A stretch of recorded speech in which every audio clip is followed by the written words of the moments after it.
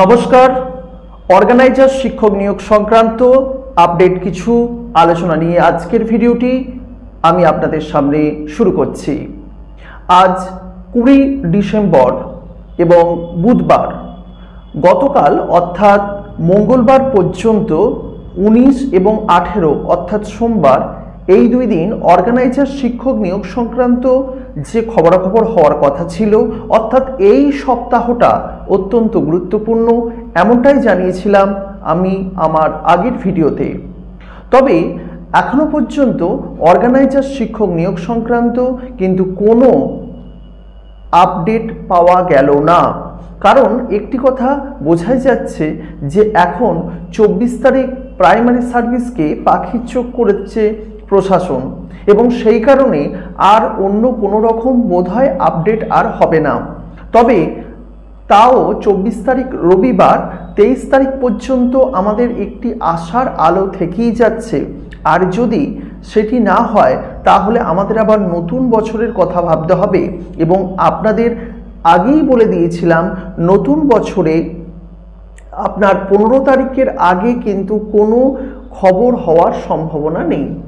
তবে অর্গানাইজার শিক্ষক নিয়োগ সংক্রান্ত বিভিন্ন পথে যে খবরাখবরগুলো আমরা নিয়ে থাকি, সেক্ষেত্রে বেশ কিছু পজিটিভ বার্তাও কিন্তু পাওয়া যাচ্ছে। এখন এই পজিটিভ বার্তা কতটা কার্যকরী হবে, এই বিষয়টি কিন্তু এখন জল ঘোলার বিষয়।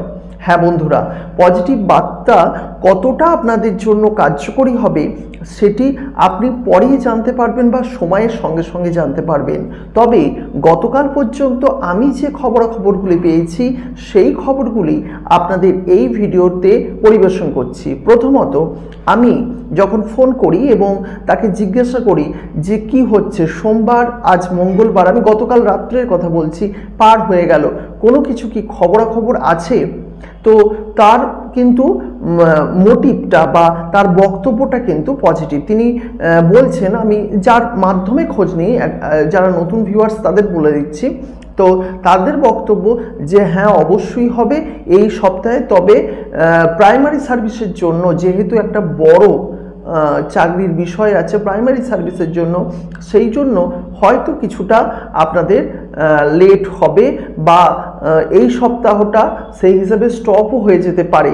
তবে এই সপ্তাহে খবর হবার কিন্তু সম্ভাবনা আছে। তাদের ফ্রেশভাবে এই বক্তব্য। এখন দেখুন, অনেক খবরই দিয়েছে কিন্তু সেই সব খবরগুলো মেলেনি।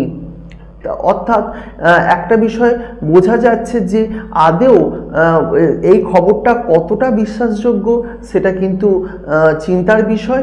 তবে আমরা আশাবাদী এবং অবশ্যই আশা করি যে আগামী দিন অর্গানাইজার শিক্ষক নিয়োগ সংক্রান্ত কোনো দ্রুত সমাধান বিষয় আমাদের সামনে অবশ্যই উঠে আসবে। সুতরাং সেই সব চিন্তা ভাবনা করেই কিন্তু এই অর্গানাইজার শিক্ষক নিয়োগ সংক্রান্ত যে আপডেট, সেই আপডেটটাকে নিয়ে চিন্তা করা যায় যে হয়তো হলেও হতে পারে।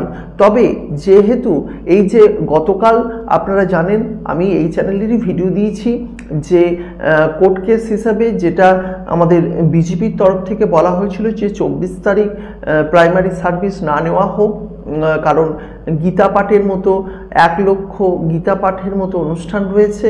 তো সেই ক্ষেত্রে সেটি বানচাল হয়ে গেছে এবং পরীক্ষা আগে হবে, কোর্টের নির্দেশ এটাই আছে।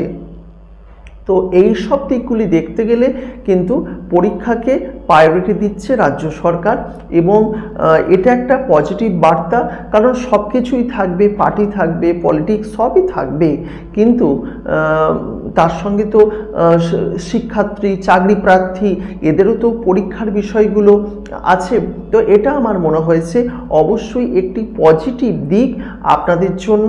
যদি এই ধরনের কাজগুলি, স্টেপগুলো রাজ্য সরকার এগিয়ে নিয়ে যায়, সেক্ষেত্রে কিন্তু অবশ্যই আগামী দিনে অর্গানাইজার শিক্ষক নিয়োগের ক্ষেত্রেও কিন্তু একটি ভালো সমাধানপত্র, ভালো পথ কিন্তু আমরা পেতে পারি।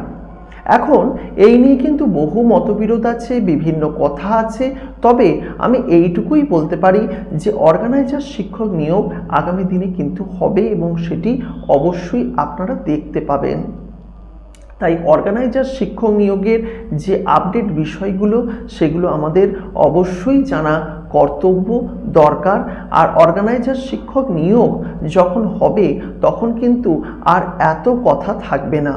এখন অনেকে বলেছেন যে এটা কোনো দিন সম্ভব নয়। এখন আমি এর আগের ভিডিওতেও স্বীকার করে নিয়েছি, আমি বিষয়টি বলতে পারবো না 100%, কারণ তিনি কিসের ভিত্তিতে বলছেন। আমার যতটা নলেজ আছে বা আপনার যতটা নলেজ আছে যে অর্গানাইজার শিক্ষক নিয়োগ কিন্তু সুপ্রিম কোর্টের রায় রয়েছে, সুতরাং সুপ্রিম কোর্টের রায় বর্তমানে অবহেলিত হচ্ছে, কিন্তু আমরা তো সবসময় সরকারের উপর বিশ্বাস করেছি যে সরকারি জিনিস যখন হবে ঠিক তেমনই, যেহেতু সুপ্রিম কোর্টের রায় আছে 1% হলেও আমরা পজিটিভ কিন্তু ভাবতেই পারি।